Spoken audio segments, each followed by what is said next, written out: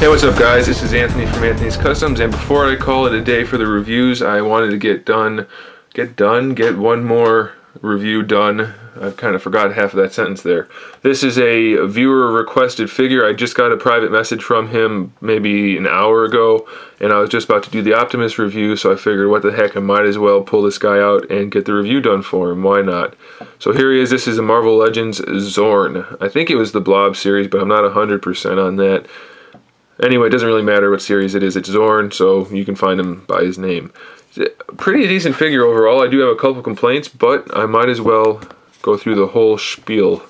He stands 6.5 inches tall, just about, so good size to him. Overall, good paintwork. We all know the yellow paint's tricky, especially over a black. So anytime you have yellow and black, you know you're going to have some problems. But this guy doesn't have too many. The paintwork is fairly solid. You can see on the X. The shoulder demonstrates, and up here, some of the bleeding problems around the edges, but it's not too bad and too noticeable. Now granted, mine's not in the best shape. It has a couple of like pink marks right there. I don't know what that's from. And the yellow up here, I don't know what that's from either. That might be from the factory or not. I don't remember. It's been ages since I got this guy. But still, it looks pretty good. There's no shading on the black or the yellow. It's just solid black and solid yellow, but it's still pretty good. He does have this jacket here, which is a softer material. You can't really use the ab crunch backwards a whole lot. The jacket gets in the way. It does go one click, and then you can ab crunch forward all the way if you want to. So that's pretty cool. He has the sculpted chains on the chest there. It's painted fairly well and sculpted pretty well too, so I like that. I wish the gray had some more shading, but it still looks pretty good. The belt's sculpted pretty well. Could use some shading again, but still looks pretty good. For the head, we do see some shading in the lower parts where it's metallic. The top part on this one, now I don't know if it's supposed to be non-metallic, but it's just gray with black shading. So maybe it's supposed to be metallic all the way. I don't remember. I've had a few of these, and this happens to be the one I grabbed. So I can't say for sure if it's supposed to be like that or not, but either way, it still looks pretty good. The eyes are painted pretty well. You can see the holes through the jaw where it would have a hole there, so that's kind of cool. The helmet does come off to reveal the head underneath. The only problem is, as you can see, the head's really tiny so that it can accommodate the helmet. It's a common problem for action figures with helmets. If you want the helmet to look right, which this one does, it's perfect size, the head is going to be small. If you want the head to look right, the helmet's going to be too big.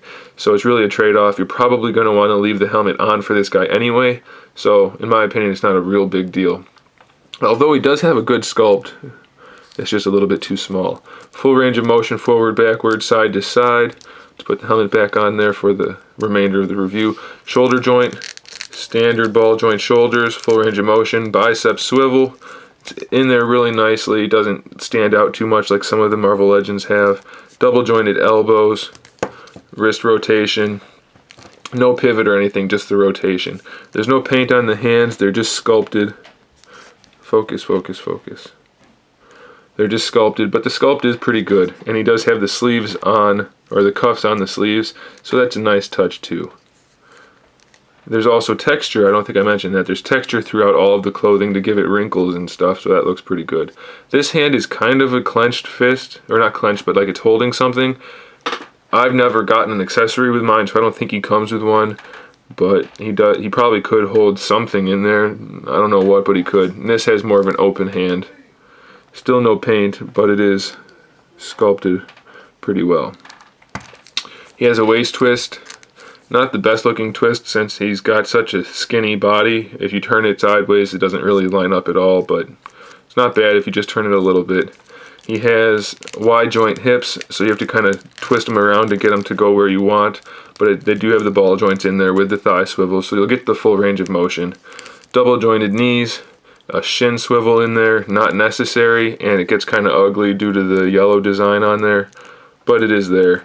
Ankles have a great range of motion, standard joint like that, plus the pivot, which has more of a pivot than I've ever seen on any other figure. Not really, but it's really good. So lots of ankle pivot and ankle rotation. And his boots are really kind of thick too, so they match his pants. He's got really good proportions for a clothed figure, especially since he has the added on jacket. They made the chest small enough to accommodate that and not look goofy. So it is a solid figure. If you're collecting X-Men figures, you really can't go wrong with this guy. He looks good, and it's a solid figure. And I think they're pretty cheap nowadays. I could be wrong on that. It's been a while since I've looked. But if they are cheap, then you definitely won't be disappointed. If they're expensive, then it's going to be a call for you to make. But if you like the character already, you're not going to be disappointed with this version of him. It's a good figure, and there's not too many complaints. So I hope that answers all your questions. I hope you enjoyed the review. No more reviews today, guys, but keep an eye out for more stuff in the near future. And in the meantime, keep collecting.